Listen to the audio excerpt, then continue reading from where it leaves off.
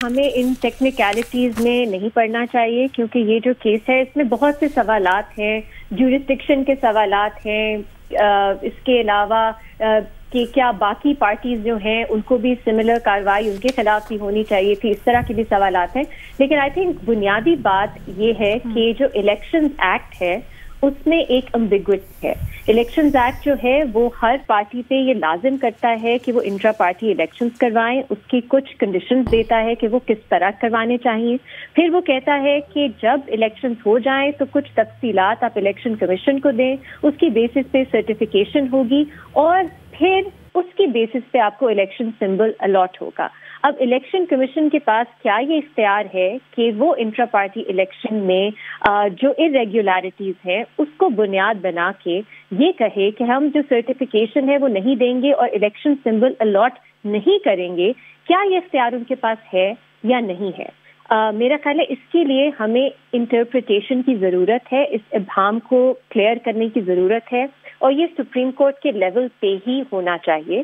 تو اب P T I بالکل صحیح کر رہی ہے کہ وہ سپریم کورٹ کے پاس جا رہی ہے اور ہمیں ان سوالات کا جواب جو ہے وہ مل جائے گا.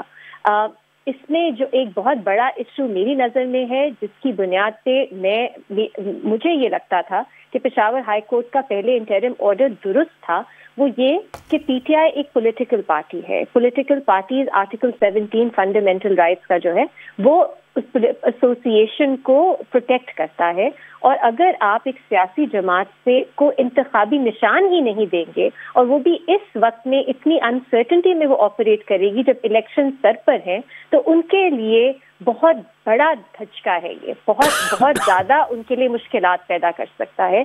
تو جب تک یہ ابہام کلیئر نہیں ہوتا، انٹرم آرڈر میری نظر میں درست تھا کہ آپ ایک پارٹی کو کیوں اس ویک پوزیشن میں ڈالیں گے جب آپ کے پاس یہی کلیئرٹی نہیں ہے کہ کیا الیکشن کمیشن یہ کر بھی سکتی ہے کہ نہیں کہ اس کو بنیاد بنا کے ان کا الیکشن سمبل انہیں ایلوکیٹ نہ کرے. اگین میں پھر سے یہ کلیریفائی کرنا چاہوں گی کہ یہ صرف بلے کے نشان کی بات نہیں ہے. اگر پی ٹی آئی کو بلے کا نشان جو انہوں نے کہا وہ ایسا نہیں ہے کہ صرف بلے کا نشان نہیں ملے گا، کوئی اور نشان الیکشن کمیشن خود سے دے دے گی، وہ ایک الیکٹورل الیکشن سمبل جو ایک پوری پارٹی کو یونائٹڈ کرتا ہے، ووٹرز کی نظر میں ان کو سمجھ آتی ہے کہ ہم ایک پارٹی کے لیے ووٹ کر رہے ہیں، اس سے محروم ہو جائیں گے.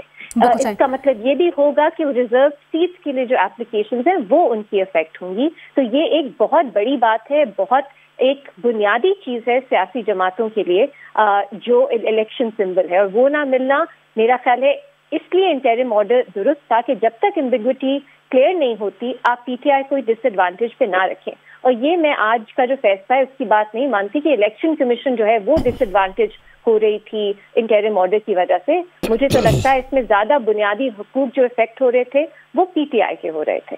تو یہ میری نظر میں سب سے اہم معاملہ ہے. ہم ٹیکنیکلٹیز میں جا سکتے ہیں لیکن میرا خیال ہے وہ ایک طرح سے ڈائگریشن ہو جائے گی.